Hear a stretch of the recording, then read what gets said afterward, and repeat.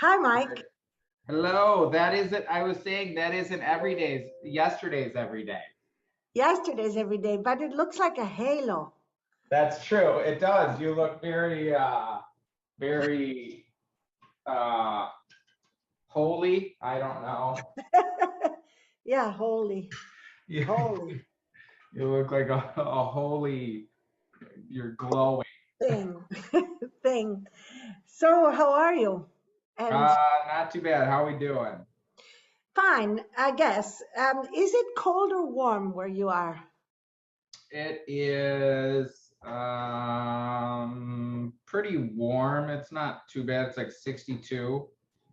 So, how to start? It's been a while, and I think you're on your way to China soon. Yep, we're going to Hong Kong right after Basel for the next.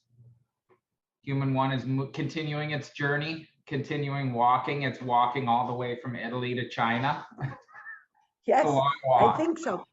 Yes, a long walk. Is Human One gonna be the same images in Hong Kong? Have you decided to change them? Yep, it Or- will be different.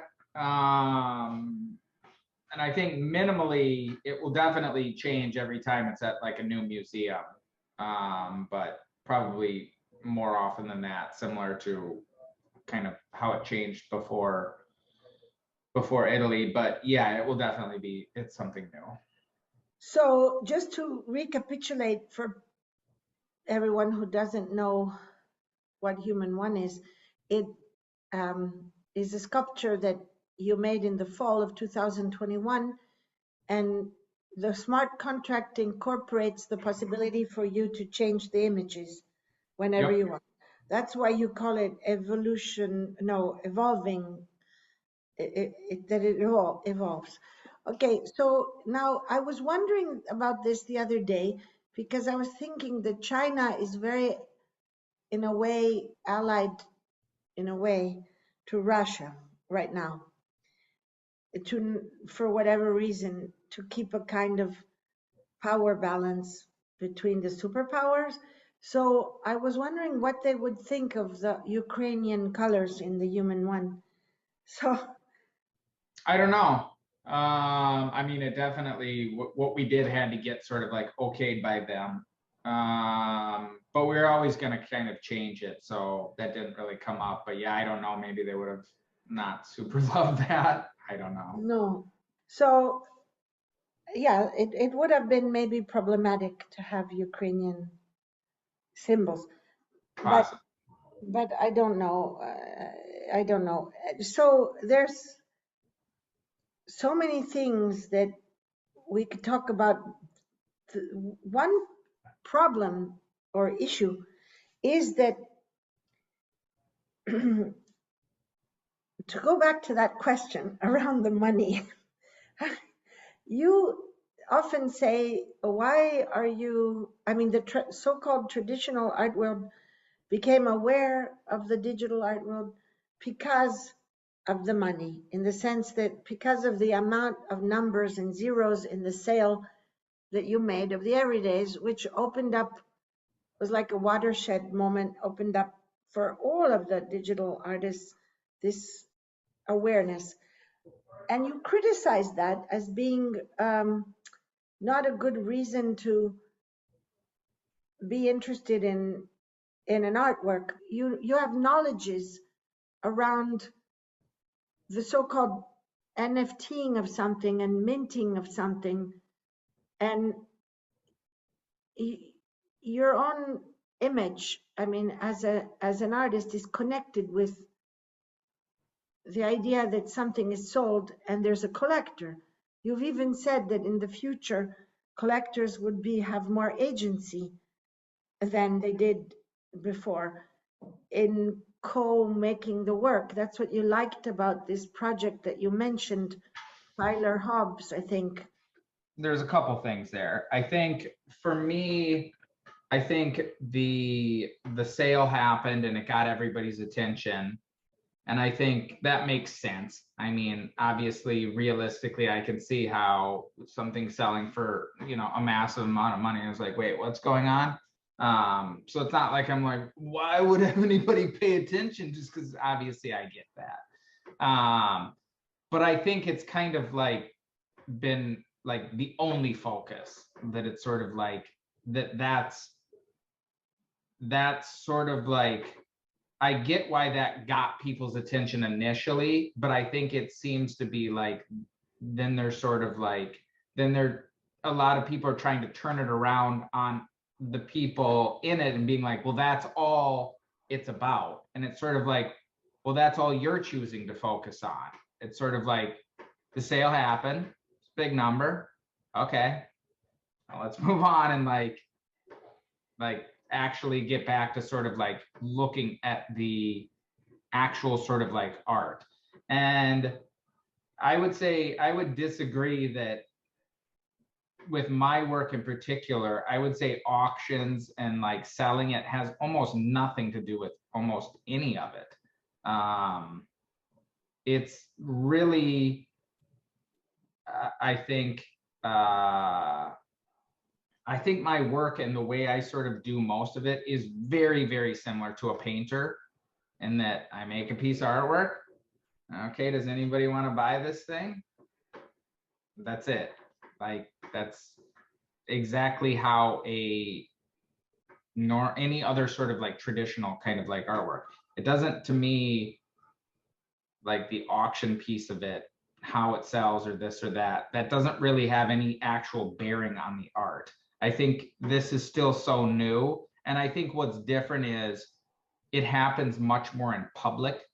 And that Oh, causes people to it to be something that people focus on versus like if Gagosian sells whatever something privately, nobody knows about it. And so it doesn't become okay. this like, data point. Yeah, but that is in itself, from a semiological standpoint, from a linguistic standpoint, that in itself is a fact which cannot be dismissed. What you call the public nature of it, Yeah. that is a characteristic of it. Uh, the private or the public nature of it is ontologically part of the thing that we're talking about. So that actually brings me to another fantasy that I had. I often look at the system of art, how the art system Okay. evolves. Very interested to hear this fantasy. Go on. I have a feeling that maybe there won't be any art fairs anymore in the future. And and Mm, it maybe, I mean, aside from the parties, maybe the art fairs will be substituted by the auctions, also in the physical world. So something that happened, I mean, the auctions now in the physical world are really parallel to the art fairs, and they're for the secondary market. They're not for the primary market. The only primary market sales that I know of in the auctions are of the digital artists, like your piece. So yeah. what happens? What happens to the art fairs if now, even before, the primary market was only in the galleries, and there was no primary market in the art fairs. No artist would premiere an artwork in an art fair. They wouldn't even go to art fairs. The only artist who was in an art fair in the 80s was John Armleder, the Swiss one, because he had a bookstore. So his bookstore had a stand. But it was a no-no to go to an art fair. And the artworks were premiered in either a museum or an international biennale or something, or a gallery. Then the artists slowly went to the art fairs, and art fairs started to copy museums and create curated programs and premiere works. And that Mm. grew. That grew throughout the 2000s. I would say around 2005, that starts to happen. I remember being invited to give talks to Arco. That was the first art fair that did like a curated talks program, and then everyone did, and then they did a curated special artist project. So artists started to premiere works in the art fairs, and now you premiere work on an auction. So maybe there's Yeah, another. I don't think that will continue that much, to be honest. I think it will happen occasionally, but I don't think it will happen as much as it happened in the last year, to be honest. I think the reason it happened before is that everything was booming and you could take something to auction with no worry that it was going to like fail. And now we've seen a bit of a correction in the digital art sort of market. And now you could take something to auction and it could fail. And so I don't think people are going to do that anymore. So you go private. What's up? So you think it will become more private again, like before? Yes, definitely. Because again, I think it's real easy to have everything, let's just go do an auction. This will be fucking great. We'll get a bunch of attention and it'll sell for a fucking great price. And like everything worked. But again, that was when we were in a very boom cycle. That cycle has since passed. And now I do not believe I've seen numerous auctions not do well. And so it's sort of like people are not going to like, I do not believe people will choose that just like by default. I think you'll see it once in a while, but I do not believe that will be the primary way that people sell stuff moving forward. In the art world? No.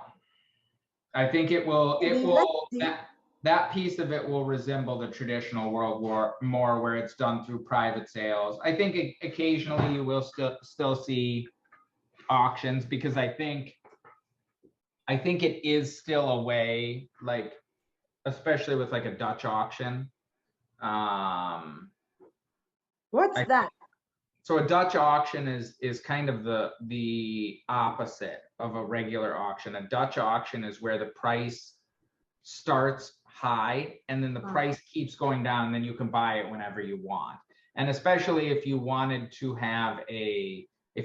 sell, basically if you wanted to have like 100 pieces go up for auction, that's a way that makes a lot more sense. That you would say, okay, you can buy it whenever you want. The first person who buys it gets edition 1, the second person, blah, blah, blah, all the way down. And the price keeps getting lower and lower. And so I think there will be different mechanics like that. But again, all of those things, it doesn't really have any like bearing on the actual artwork most of the time. It's just the like mechanic by which it's sold. But if the artwork itself has nothing to do with that auction mechanic, then it's sort of like, what is the difference to me, whether it was sold at a gallery or it was sold through this like auction thing? And most of my work has nothing to do with that. It's like, so like Human One. If Human One was not sold at Christie's, if that was just sold at a private sale of Gagosian, how would that actually change the artwork itself? There would be a lot less people who know about it. Okay, but the actual artwork itself, that's the reception to the artwork. The actual artwork, what does it have anything to do with that? Well, it depends on if you consider the artwork, the object and the images, or if you consider the artwork, the relationship between its reception and the object and the images. So if you're saying that the artwork is not the reception is not part of it, then it has nothing to do with it. I don't think in my opinion, the artwork is not the reception to the artwork. That's not part of the artwork. So you think that it can be seen by so few people in a museum? Because if you ask me how many people saw Human One at Castello, very few, maybe, I don't know, 60,000 over a long, long period of time. But it's a quality viewing because it's in the body. Sure. You can walk around it. Yeah. So you're therefore saying things that have a lot to do with the traditional art world actually. Are you saying your work is becoming traditional? I'm saying that I think some of the things that people are focusing on as being aspects of this new I think there's a few things that changed, and I think some of the aspects of how things are changing don't have that much to do with like the actual artwork. So It's what sort of are like, those okay, changes? like just art auctions going online because of COVID. Did that change, you know, the art It did itself? one very important thing. It did one very important thing, which is that it uh, uh, introduced people like you. If there had not been COVID, it may never have happened because this idea of spending so much time online would not have happened. And Well, galleries would, I hate to galleries, say it, we were going towards that direction regardless. We were spending more and more time well, online before COVID. I think it got it definitely accelerated. made it faster. Well, sure. I mean, in a 50 years or 100 years, there's no doubt about it that the auction of the everydays in the middle of COVID will be um, highlighted. You know, if you write a Yes, book about art yes, history, that's gonna 100%. I 100%. completely agree. Okay, okay. So now question is, if COVID is past, which we don't know, because we might end up constantly every couple years, like Yuval Harari wrote many years ago, in another pandemic. But if it isn't that way, then what is going to happen to you and your work and people like you who spend a lot of time on computers as opposed, Everybody spends a lot of time on computers. That's the thing. I mean, everybody was spending more and more time online even before this. but not in an active way, not making images, watching images like Netflix. No, yeah, most people are watching images, but somebody had to make those images that you're watching. And so I think COVID absolutely accelerated things, but the trends that were happening, it just accelerated trends that were already happening. And Okay, here's something. I want to tell you another thing that okay, might is a compliment, I guess. okay, But it's very, very another one of those kind of wacky, radical ideas, like the one that the whole art world is going to become auctions in the physical world. That was a wacky idea that you disagree with. I'm not sure you're right. We'll talk about it in 10 years. We'll okay. see. Because we'll see, because I think this thing about the public growing so much and things being out in the public, you know, without the gatekeepers and all of that, is not to be dismissed as now that's over because there was a crisis in auctions. It could be that that doesn't go away. Well, That that's the thing. It's sort of like I don't think. Well, I think you're maybe conflating a few different things. My work is still very public every day, but not because of the auctions. It's because I post it on social media every day. And the public and sort of having that dialogue, immediate dialogue with the public, that is a big piece of my art, but not because of the auctions. All I'm saying is I think things will continue to be more public, but again, not just because of the auctions. I think things will be more public because things are distributed over the internet. You can immediately see it and, oh, okay, this is human one. I can see that. It doesn't have anything to do with the auctions. So I think some of these trends that you're talking about, I completely think they're true and they will continue to happen. It's just not all because of the like financial pieces of it. no, but it's not because of, but the auction might be more used as a structure of, because things are done more in public in general than before. But now I'm going to get to my wacky idea, which is the compliment. So I was listening to Eric Sadin. He's a friend and a French philosopher, and he writes a lot about the society in relation to technology. And um, he had the most original idea, which made me think about you. He said, the other day that technology ended with the Industrial Revolution. And I said, what? And he said, yes, with the spinning jenny and with the steam engine, that's the end of technology. And I said, what are you talking about? That's the beginning of technology.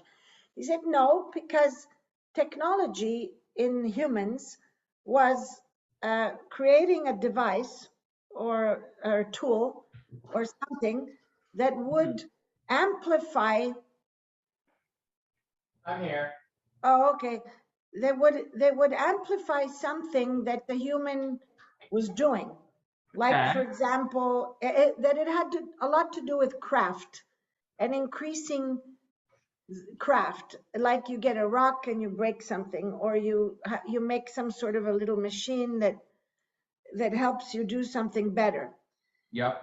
But when the machine age started which he doesn't call the machine age, he calls it the end of technology, uh, something switched, and it wasn't anymore a processes that increases a human ability. It was taking care of and helping a machine do something. So the suddenly uh, people were at like assembly lines, and you sit down, and the posture of the body is is is like an assistant to a machine. And that was the beginning of something which is today super strong with algorithmic society, because not only are you helping sort of the machine, but you can't even choose something on your own, make mistakes easily because it's predictive and so forth.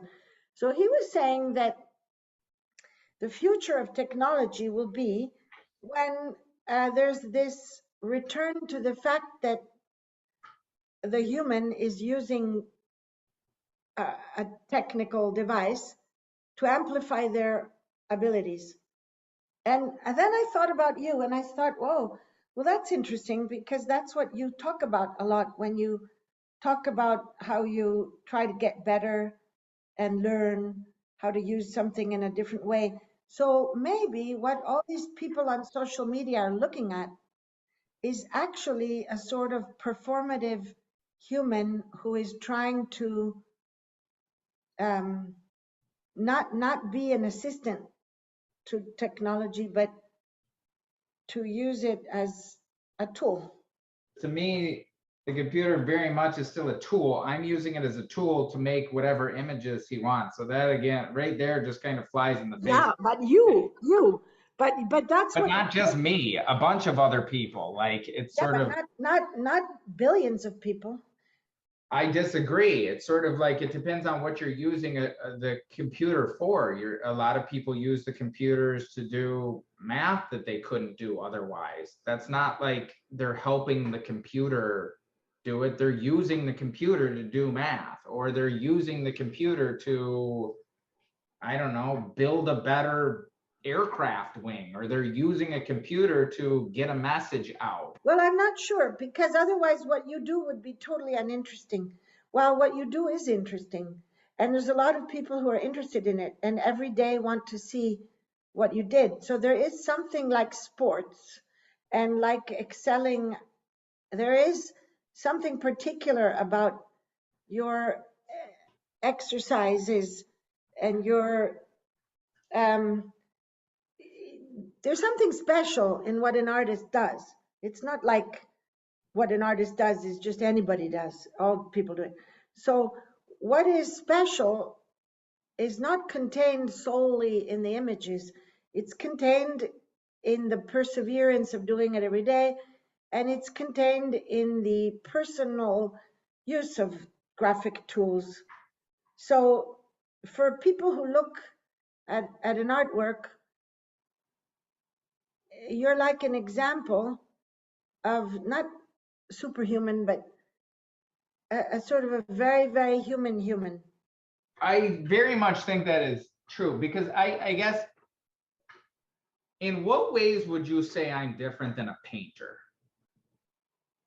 No, Every painter is different. I didn't say you're different from a painter. No, I'm but I saying, guess, how would you say I'm different than a painter?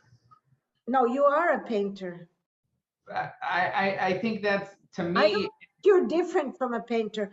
I think there's something specific about how and what you paint and when and why, as there I is think in that's true, but everything. it's sort of like, to me, I think some of the analogies about with with sort of like digital art, I think are still so I don't know. They're taking a look at the tool in a way that puts a, I'm trying to think how to say this,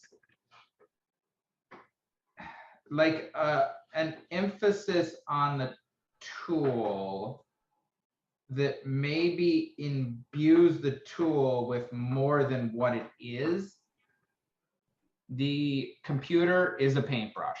Yeah, Is a very sophisticated paintbrush, but I'm yeah, using it the way anybody has used paintbrushes for the last 1,000 years. I'm yeah. using it to communicate ideas. And I think with that, I'm also using the most advanced way to distribute those ideas with sort of social media. But I think beyond that, what I do is a very similar practice to what artists have been doing for the last couple hundred years. No paintbrush is the same, and the fact of using oil on canvas can be used in 100,000 different ways. And I always look at the tools and why the people choose a certain tool as opposed to another tool. And I do think that the tool is part of the meaning of an artwork. Of course it is, I think. Uh, so I do not think that you are not a painter. I do think that you are a painter. How you paint and what you paint is almost on an equal level. So I don't think that the content of a painting is the meaning of the artwork. I don't think so. Sure, sure, sure. Yeah, it's a totality. So um, when I'm saying that, why do I kind of look up and see, well, what did Mike do today? I sometimes, before going to bed, well, I do two things. I check, war in Ukraine, like what's going on in Ukraine. And it's like this sick thing to do before sleeping is to find out how many people don't have electricity, how many people don't have, hot clothing and stuff. And it's so sad. It's been overwhelmingly sad. The repetition, and it just goes on and on and on. And it always gets a little bit worse, just a little bit, slowly, slowly, slowly, like you get used to the worstness and then it gets worse. So I should stop doing that as like an exercise. It should be something I do maybe in the morning or after lunch just to be, Starts your day out pretty bad, but yeah, well, there's never a great time to look at horrifying world event news. the other thing I do sometimes, which is always fun, and nowadays, is to look for your everyday. In fact, when I didn't see it on Instagram that you'd skipped 2 days, I thought, oh my God. And then I realized that you posted it somewhere else. But um, it's not only like what's the new image. There is also a sense of they're so different one from the other. There's that sense of difference. Yeah. Uh, but there's also the mode of producing periodically, which makes me feel like there's a human being, there's a person who Yeah, yeah. makes this image. And that's where it clicked with Eric Sadin, because Eric Sadin was criticizing the feeling of passivity that and frustration that some people have after they just binge on Netflix, or they feel that they don't have much agency, because he was saying that the future is in the ability to not be helping the machine, but to actually um, give value to craft.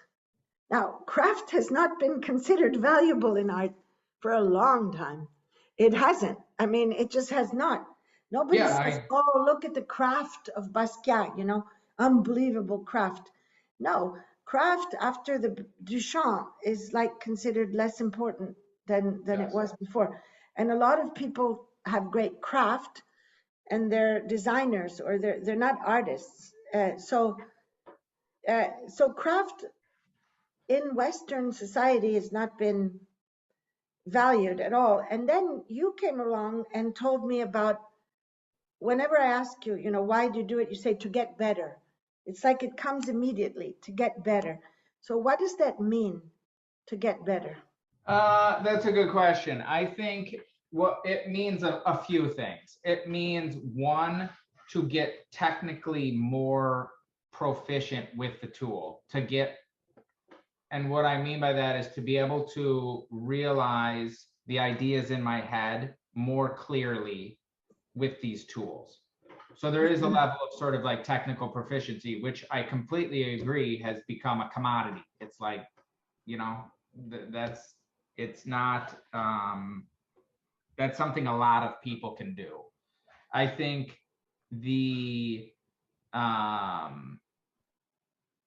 harder part of it is getting better at making interesting, novel, artistic ideas that to me is something I have not seen before. And What does so, artistic mean? what does artistic mean? Yeah. Um, I think that is a good question. In this context, I would say it means presenting an idea in a way that has not been seen before and is interesting or compelling to other humans. I don't know. Yeah. I think it's trying to make, it's trying to, I think it's just trying to get better at making art each day, trying to make a piece of art each day that I'm like happy with. That is something that to me feels like it pushes forward the conversation of what art could be or what art is. And that's not easy. It's definitely not something where it's like, oh man, every day there's another fucking day 5,652. There's another fucking masterpiece. Look at this. Like, that's not remotely the case. It's something I fail at almost every day or whatever.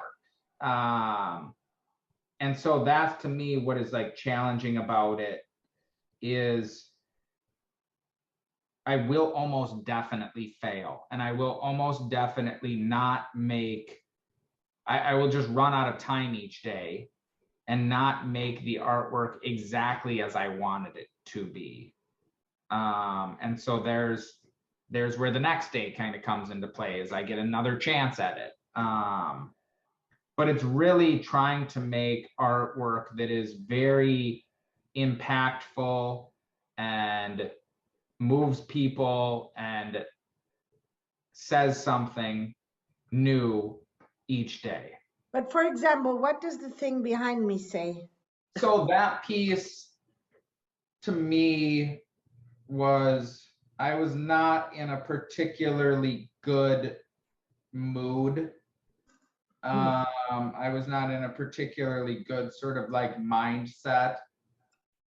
And I think I was very focused on the things that were, I was focused on very much the things going on in my life and not sort of like stepping back and seeing how that connects to like everything else. And so that's what that piece was about. This piece in particular, do I like that piece that much? No, not really. Do I think this is like something great and something, was that day a day that I felt like I really nailed it? No, not really, to be honest. Did you nail it more with Sam, whatever his name is? I well, I will say that with some of the pieces around old Sammy boy, I think I made there was one piece I did where there was like him and a bunch of like his cohort of people having sex in an office. I think that was closer because I wouldn't say nailed it, but I think it was closer to something better because I think it was something that was more immediate in terms of the kind of like message. And I think it was something that people had not seen before. And What did you want it to do? what did I want the artwork to do? Yeah, I wanted the artwork to explain to people, to give people a glimpse of what the things that they were picturing in their head might look like. Because everybody had read all of these words about, oh, all these people were sleeping together and they didn't like that. And so I wanted to give people a picture of what that might look like. But also do it in a way that was maybe a little making fun of those people in a cathartic way because everybody had just lost a bunch of money because of those idiots. And so it was kind of trying to make fun of those people a bit. and they were copies of the same people. They were all copies of Sam because in my view, Sam was he was the one running everything. So it didn't really matter that there were other people around because he was the only person making all the decisions. And So so, does it, a lot of people in the digital financial world are suspicious of government and they don't like government money uh, because of government control. But doesn't something like this event make you think that maybe it's not so bad to have government if you have these mad people who can create a tragedy for so many others because they're uncontrolled? well, that is an interesting argument. And the argument that's actually sort of like going around, and the saying you hear is that code is law. And so what Sam did was, or what a lot of people in the digital world would like to see, and I think it's a little bit idealistic. I'm not sure 100% this is the way that things could be or should be, is that everything is decided by code. And so it's just like you write a piece of code, there's no way to break the law because the code will stop you from breaking the law. There's sort of like no way around it. And if we had more nuanced code, then things like this would not happen. And that if people had written code properly, and again, this code does not exist, but if there was code in the future, it could have prevented something like this from happening because the technology did not fail anybody. What failed people was Sam. Yeah. He was using this Yeah. technology as a human to do human things, which turned out to be quite fallible. Right, but we are a planet full of humans. We are a planet full of humans.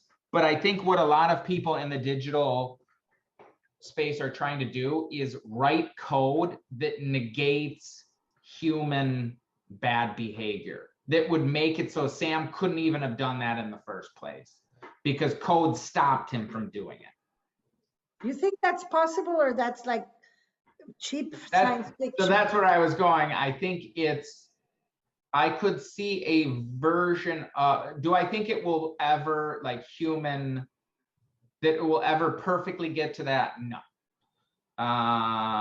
Not remotely in a society that looks like roughly maybe hundreds of years from now or something in the future. Yeah, it seems like, very religious. in a way, yes, I think it is, because it is sort of like, could we rewrite the rules of the world with code in such a way that minimized bad behavior? Do I think we can do that? Yes, I think that is a possibility. But again, I think there's always going to be this tension between human nature and sort of the rules that we set up to kind of restrict human nature.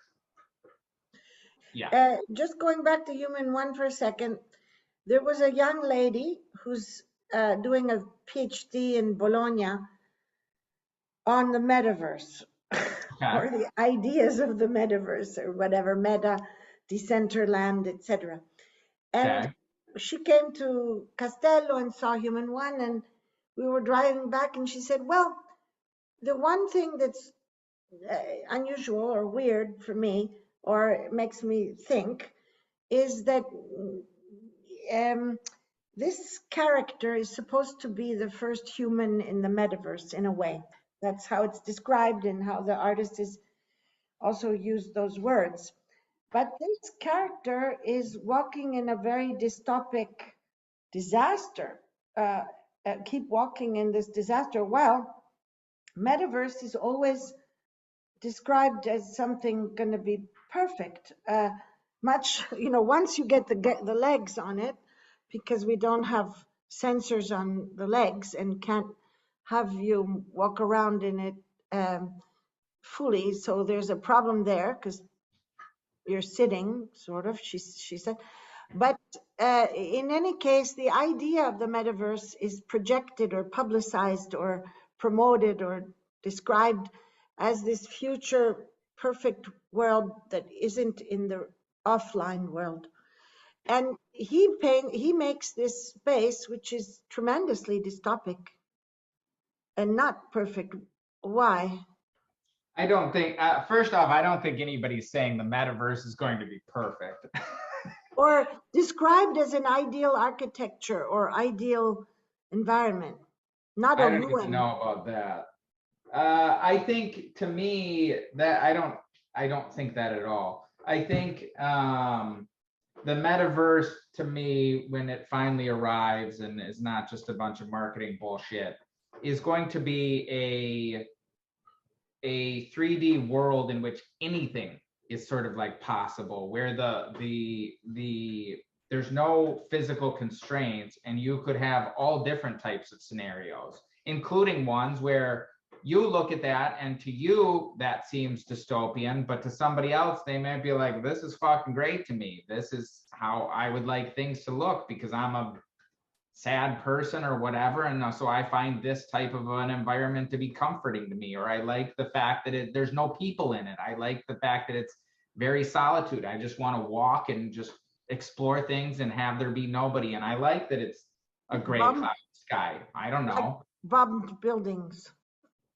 Maybe, I don't know. And so it's one of these things where, to me, like, I look at that as being able to show a bunch of different future settings, not all just like, okay, this is just like one happy world after the other. Like, that seems like that would be terrible to me.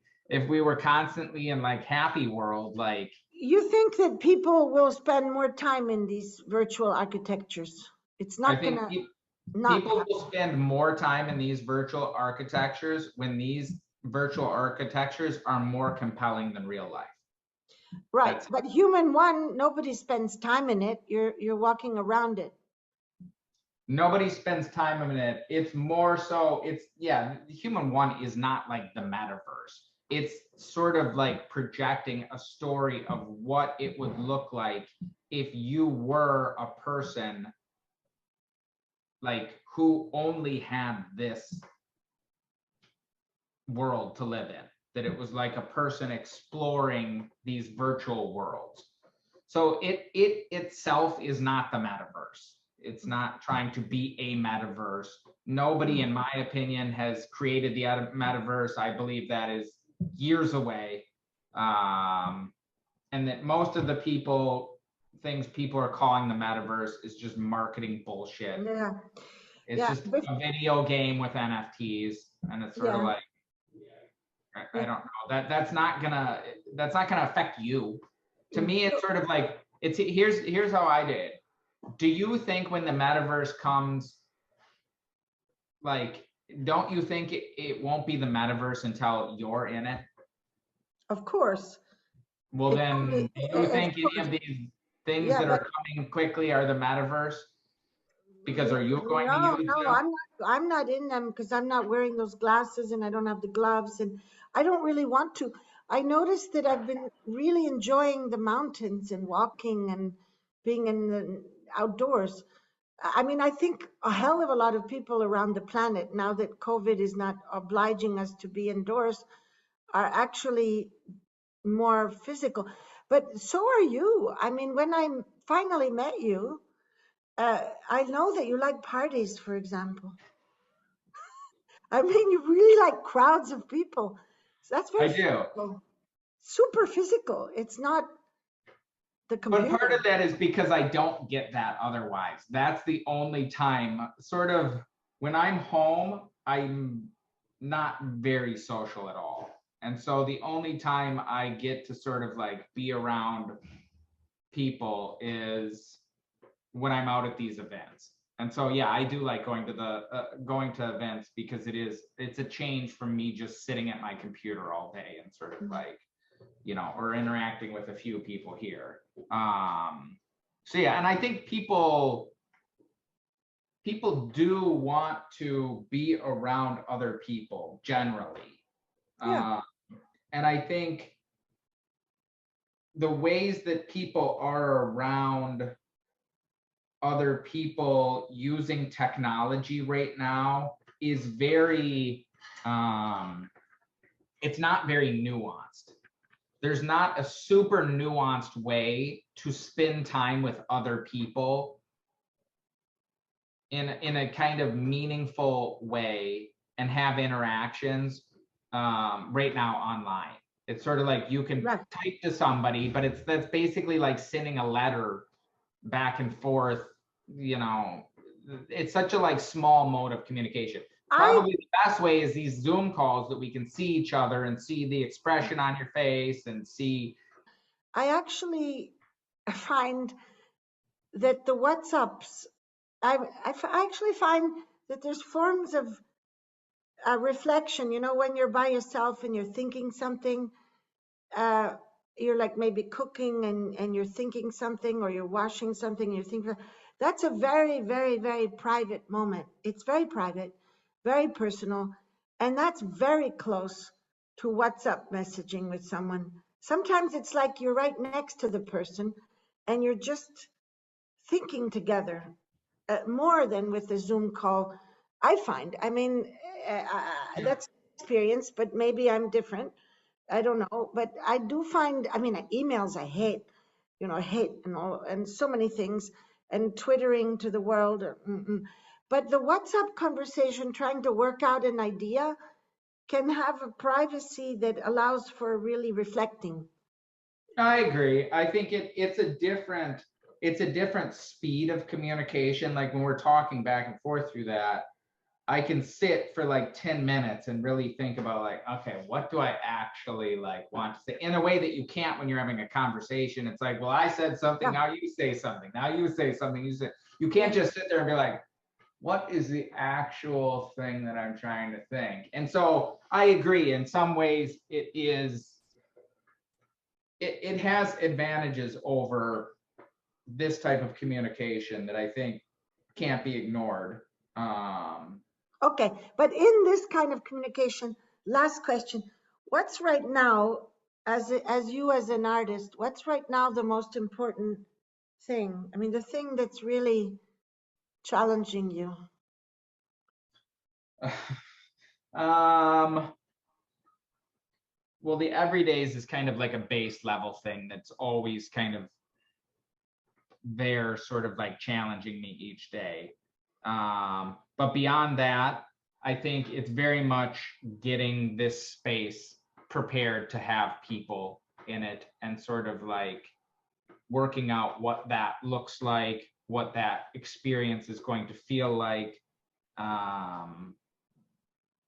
That's been very challenging just because I don't have any experience in that. Like, I Yeah. don't, okay, how should this text look on the wall? Is this painting, is this too many paintings in this room? Is this, okay, when somebody walks around the corner, what are they gonna see? Oh, they're gonna see that versus this. Is that gonna distract them? Is anybody gonna think to go in this room? Is this gonna like, and then on the experiential side, it's like, okay, what is this gonna feel like if we show X, Y, Z and then show this, or like, I'm gonna do my everyday live in the space. And so it's like, okay, how's that gonna work? Like, there's just a lot of considerations there that I feel very out of my depth on, Yeah. to be honest. And so there's certainly some growing there in terms of just the physicality of showing off artwork, I Good guess. for you. Good for you. Because that's where I'm like a fish in water, as you know. Well, Totally. it'll be very interesting. You can come through and destroy it. It'll be like, you hung those two together. No, I don't think so. I mean, I never would think that. But looking forward to coming in March. Okay, so Art Basel and Human One, I would have asked you what it is represent, but you cannot say it, of course, doesn't make sense. Well, let's And talk in so, January. Then we can yeah, talk about Human January, One January, and absolutely. Basel. Yeah, okay. Okay, awesome. Thank you. We'll talk soon. Now, Bye. Bye. bye bye.